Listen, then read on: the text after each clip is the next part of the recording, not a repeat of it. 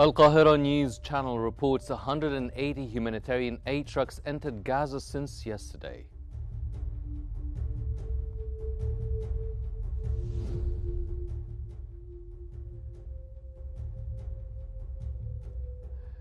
Iran warns a U.S. Navy destroyer near its waters, but a U.S. official says the encounter was safe, professional, and didn't affect the mission.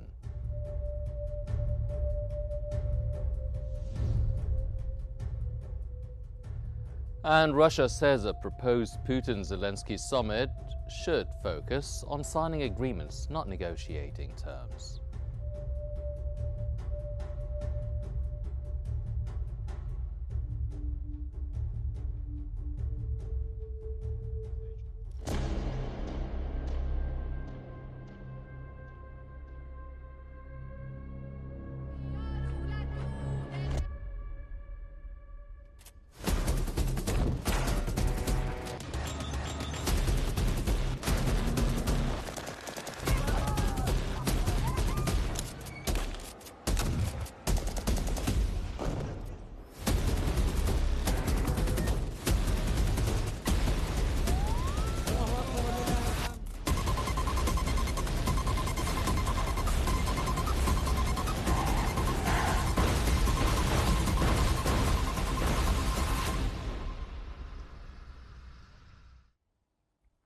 You're watching Q News at 4 with me, Henny Saif, and these are the news sources from Al Qahira News channel stated that 180 humanitarian aid trucks entered the Gaza Strip since yesterday until early this morning through the Zakim crossing in the north and the Karam Abu Salim crossing as well. The sources explained that the shipments included food supplies, flour, and medical equipment as part of ongoing relief efforts to alleviate the suffering of civilians in the Strip.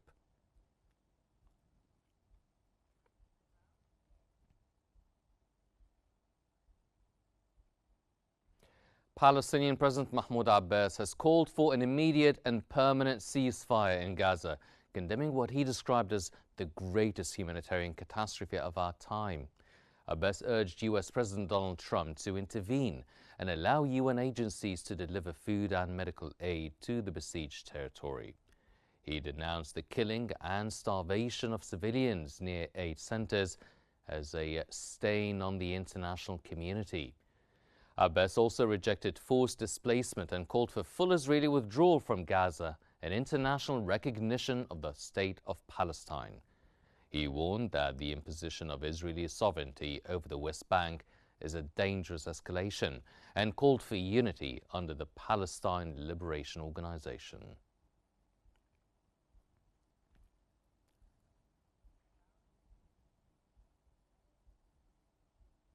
More than 60 European Parliament members have called for an emergency meeting with EU Foreign Policy Chief Kaja Kallas to push for sanctions and an arms embargo on Israel.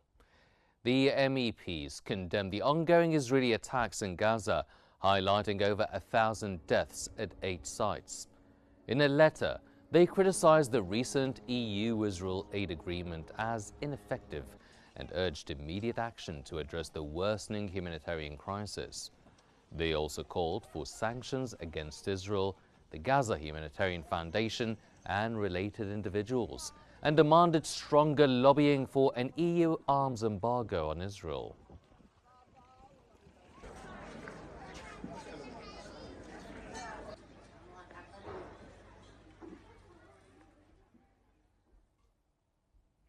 The Palestinian Ministry of Health in Gaza has reported 2 new deaths due to famine and malnutrition in the past 24 hours. In a statement on its official Telegram channel, the ministry announced that the total number of deaths caused by famine and malnutrition has risen to 115.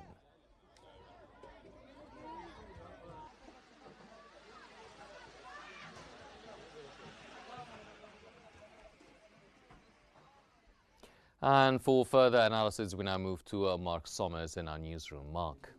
Thank you, Henny. Good afternoon, everyone. Yes, we are now joined from Cairo by the editor-in-chief of Al Ahram newspaper, Mohammed Ez El-Din. Thank you for being with us here on Q News. So how important would you say the Egyptian efforts have been in delivering aid to the Gaza Strip. Thank you so much for having me on Qnews. Certainly, Egypt is exerting a lot of efforts and has been for the past few weeks. What happened to this morning and yesterday as trucks has moved. There has been intensive efforts exerted by the Egyptian state that are completely unrelated to an agreement, but they're only focusing on entering humanitarian aid.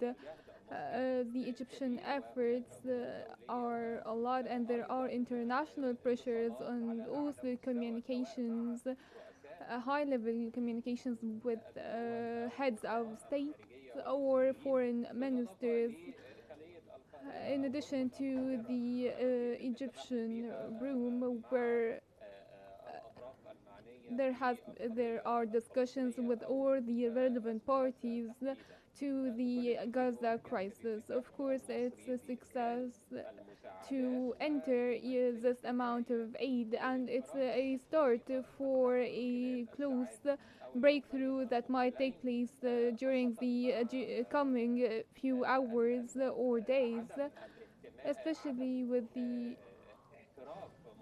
lack of professionalism represented by the GHF and the international pressures to put back the optimum mechanism for aid distribution with the supervision of the United Nations and relief organizations. And of course, Cairo is the main title for such a breakthrough in the field of entering aid, especially that most of the trucks entered yesterday and today were carrying flour and humanitarian relief to provide instant humanitarian relief.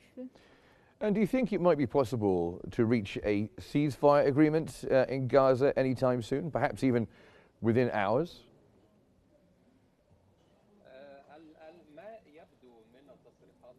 The statements given are very positive, and especially in the Hamas response to such matters, there has been three sticking points. First, related to the deployment of the Israeli forces, and there has been a more positive response by Hamas in this regard recently. Second, the humanitarian aid entry, and Egypt played an integral role in this regard, and I think that this has been agreed upon primarily, and it's now ruled out as a sticking point. The third point is the detainees. And I think there is a breakthrough in this regard, as the Israeli army now has reservations regarding the withdrawal from certain point occupied after the October 7th events. And I think with the Knesset vacation that started today, I think if the government really has the will to pass the agreement with the international pressures, I think that tomorrow or during the upcoming few hours we might actually witness a breakthrough and an announcement of a 60-day truce as announced by Egypt and Qatar, the mediators. And of course, we talked about Egypt's efforts in getting aid into the Gaza Strip. How do you assess the international efforts to address the threat of famine in the Gaza Strip?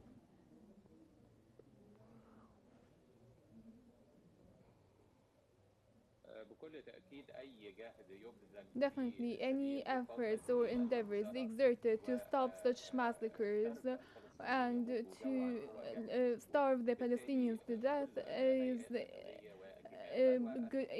good efforts. All the international entities or states or the international community, in addition, of course, to the Egyptian Qatari efforts and mediations, the U.S. pressures is also welcome in this respect. I think that the failure of the GHF in distributing aid and the ongoing killing of civilians, more than 115 Palestinians, including women and children, were killed during their obtaining aid.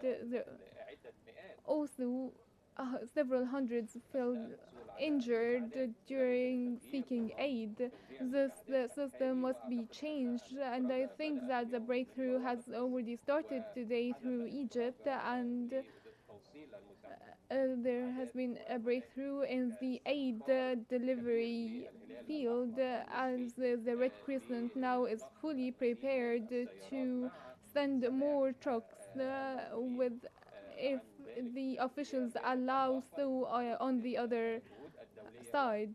So the international pressures has paid its fruits, and I think there will be more positive steps regarding the medical services and aid delivery and food delivery to the Gaza Strip.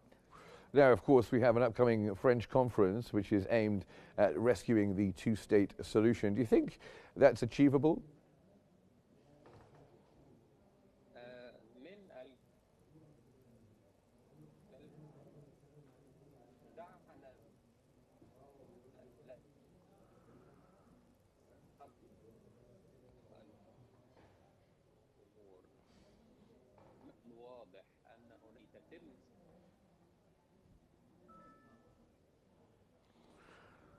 Okay, and we'd like to thank you for coming on, and we'll try and get you back and speak to you again soon. Mohammed Az-Eldin, who is the editor-in-chief of Al Ahram newspaper. Thank you very much for joining us here on Q News, and it's back to Hani Saif in our studio. Thank you, Mark. Desperation grew in Gaza as Palestinians lined up at soup kitchens amid a worsening hunger crisis. Local health authorities say dozens have died of starvation in recent weeks. Israel, which sealed off Gaza in March and reopened access under tight controls in May, insists it allows sufficient aid in, but accuses militants of diverting supplies. It also blames the UN for slow distribution. The United Nations, however, says it is doing all it can under restrictive Israeli conditions. Over 2.2 million residents remain at risk as aid struggles to reach those most in need.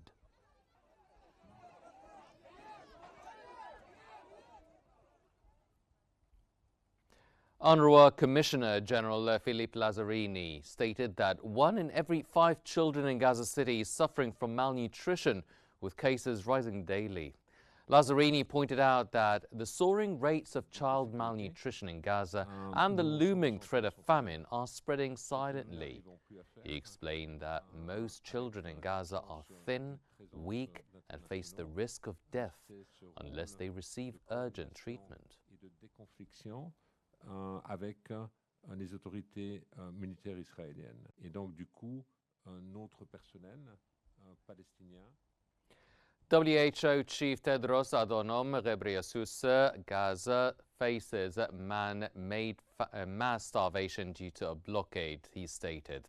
Malnutrition deaths are rising, with at least 21 children under 5 dead in 2025. Aid deliveries were blocked for over 80 days and remain limited. About 10% of people screened are malnourished, including 20% of pregnant women.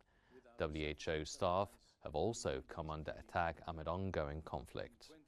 2025, WHO has documented 21 days.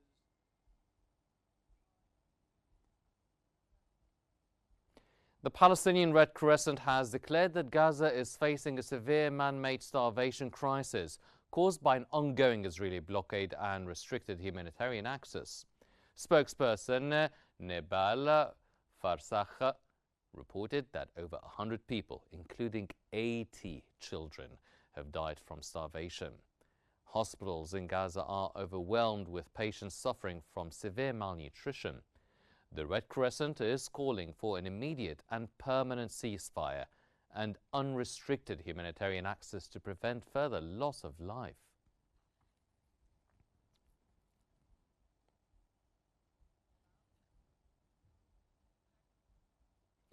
Gaza's government media office has said the enclave urgently needs at least 500,000 bags of flour weekly to prevent a humanitarian collapse. Hospitals have reported over 115 deaths from famine and malnutrition amid a near-total Israeli blockade. It urged the international community to break the siege, fully reopen crossings and allow essential aid, including baby milk, to reach the 2.4 million people trapped in Gaza.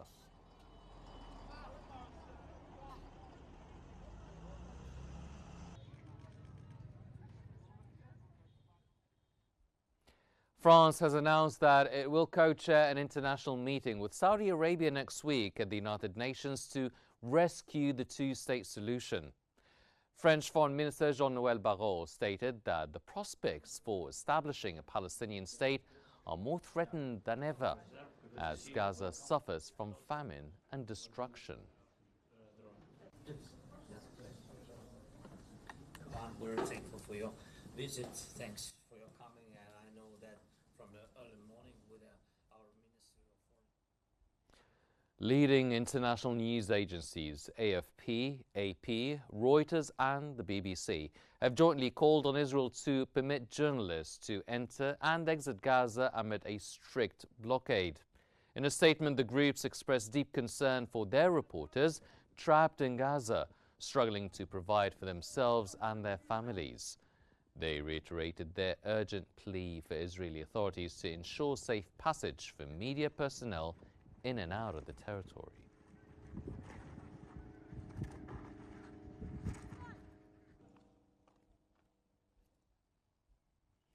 White House Press Secretary Caroline Leavitt has said that U.S. Middle East envoy Steve Witkoff is traveling to Europe to meet with key regional leaders to advance a ceasefire in Gaza and secure the release of detainees held by Hamas.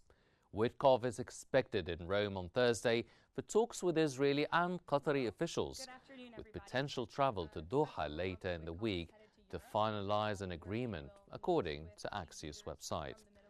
Leavitt emphasized that both President Donald Trump and Witkoff are committed to achieving a ceasefire and freeing detainees as soon as possible. Negotiations that are currently taking place.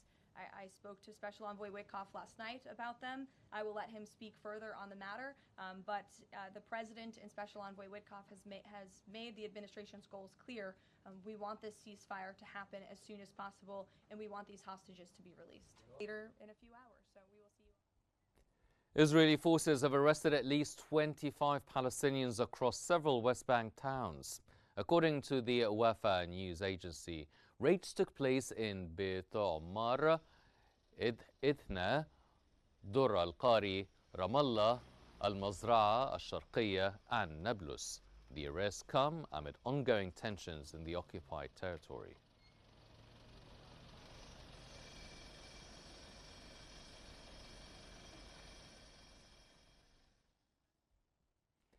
Moving on to Lebanon, Lebanese President Joseph Aoun affirmed that Lebanon is fine and there will be no return to the language of war. Speaking today during a meeting with the Grand Mufti of the Republic, Sheikh Abdul Latif Adrian, and regional muftis, Aoun said that Lebanon stands at a critical crossroads that could prove decisive. He stressed that the unity and cooperation of the Lebanese people are essential to confronting all challenges.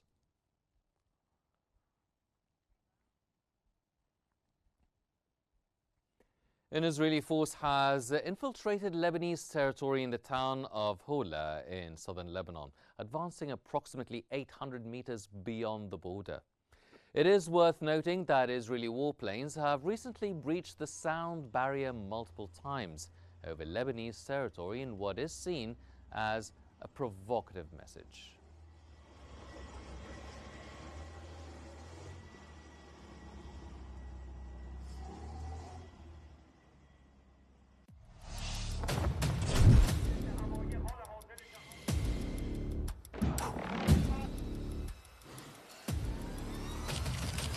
We're trying to make a deal so that there's no destruction and death.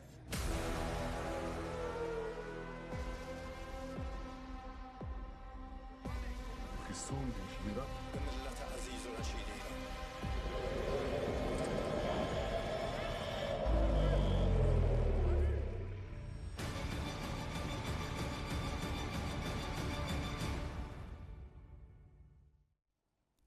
Iran has warned a U.S. Navy destroyer to change course near its territorial waters, but a U.S. defense official downplayed the encounter, calling it safe, professional, and without impact on the mission.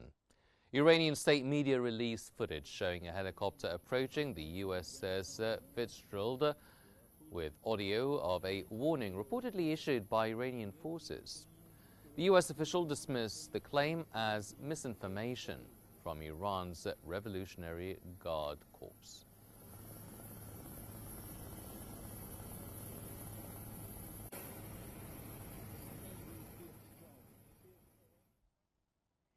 Iranian Deputy Foreign Minister Qasem Gharibabadi stated that Tehran is ready to resume nuclear talks with Washington, provided certain principles are respected. Gharibabadi added that negotiations could resume if there is recognition of Iran's rights under the Non-Proliferation Treaty, efforts by Washington to rebuild trust with Tehran, and guarantees that the talks will not lead to renewed military action against Iran.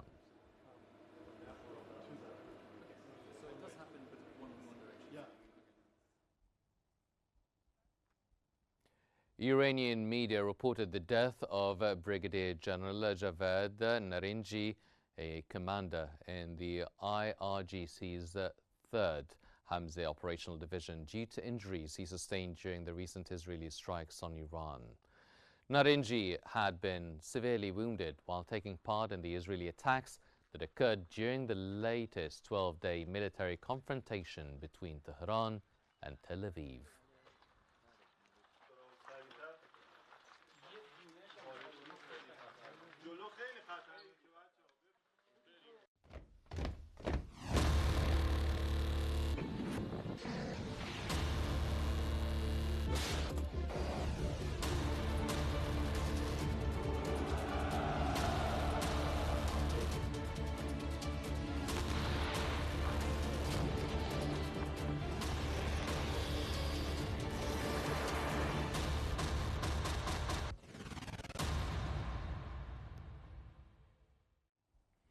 Russia has said that a proposed summit between Presidents Vladimir Putin and Volodymyr Zelensky should be reserved for signing agreements rather than negotiating terms. Vladimir Medinsky, head of Russia's delegation at peace talks with Ukraine, emphasized that the details of any deal must be finalized beforehand, adding there is no need for the leaders to discuss all of this all over again. Ставить точку, подписывать. Как у нас говорят, конец. Ukraine has proposed a summit between President Volodymyr Zelensky and Russian President Vladimir Putin by the end of August, aiming to achieve a ceasefire and lasting peace. Rustom Umerov, head of Ukraine's National Security and Defense Council, called on Moscow to take a constructive and realistic approach and accept a full ceasefire as the foundation for meaningful negotiations. The talks in Istanbul marked the first direct negotiations between the two sides in over 7 weeks, amid pressure from U.S. President Donald Trump to reach a deal or face new sanctions. By agreeing to this proposal, Russia can clearly demonstrate its constructive approach to everyone around the world. Turkey's Foreign Minister Hakan Fidan has opened the 3rd round of direct talks between Ukraine and Russia, expressing hope that the delegations would engage in substantive, results-driven discussions on previously agreed memoranda. Fidan emphasized Turkey's commitment to ending the bloody war as swiftly as possible. He extended thanks to Russian President Vladimir Putin, Ukrainian President Volodymyr Zelensky, U.S. President Donald Trump, and other global leaders supporting the peace process. The ultimate goal is, of course, a ceasefire that will pave the way for peace, Fidan said. He added that Turkey stands ready to support the process and has the necessary infrastructure to monitor a ceasefire should an agreement be reached. katkılarımızı sunuyoruz. Değerli heyet başkanlarına ve heyet üyelerine tekrar teşekkür ediyor. US President Donald Trump has announced a new deal with the European Union, claiming that European allies will cover the full cost of American military equipment, much of which will be sent to Ukraine. Speaking at an AI conference in Washington, Trump said the EU would pay 100% of the cost and manage distribution. He also touted a recent NATO agreement stating allies had committed to increasing defense spending from 2 to 5% of GDP, a move he said amounts to trillions of dollars. The comments come amid ongoing Western support for Ukraine in its war with Russia. Successfully, I haven't seen any, and I know the losers just like I know the winners. I tell you, I don't see any of the losers here. British Prime Minister Keir Starmer and Indian Prime Minister Narendra Modi signed a major free trade agreement, calling it a historic moment for both nations. The deal finalized after years of negotiations cuts tariffs on goods like whiskey, cars and textiles and boosts market access. It's expected to increase UK-India trade by 25.5 billion sterling, which is about $34 billion by 2040.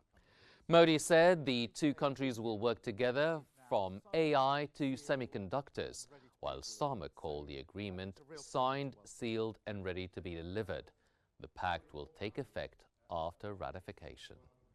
To wages and hundreds of millions of pounds to regions and nations up and down. Russian Foreign Ministry spokeswoman Maria Zakharova has criticized what she called German Chancellor Friedrich Merz's increasingly militant rhetoric and the forced militarization of Germany, calling it a worrying development for both Russia and German citizens. Although diplomatic channels between Russia and Germany remain open, the Russian Foreign Ministry expressed concern over what it sees as a steady rise in anti-Russian rhetoric from German Chancellor Friedrich Merz. Spokeswoman Maria Zakharova said Berlin's current approach risks further escalating tensions between the two countries.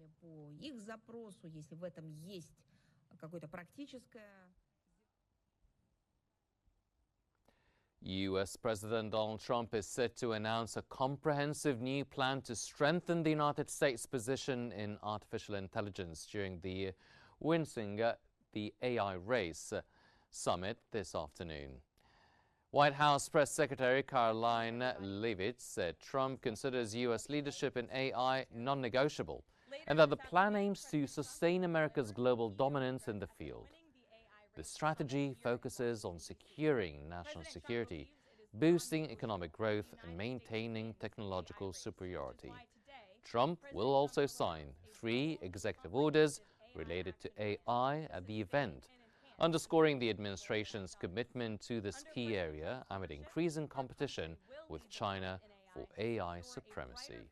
For all Americans, massively grow our economy and protect our national security.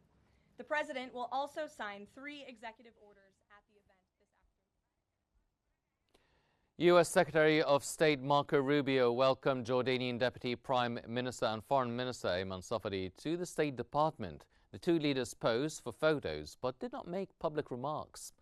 Safadi's visit to Washington is part of a wider diplomatic tour of North America, which included earlier talks with Canadian Foreign Minister Anita Anand in Ottawa.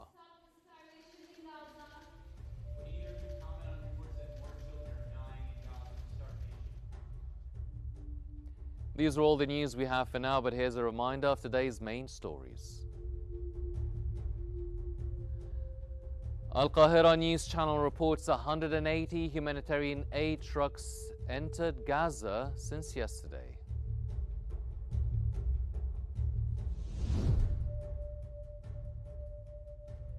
Iran warns a U.S. Navy destroyer near its waters, but a U.S. official says the encounter was safe, professional, and didn't affect the mission.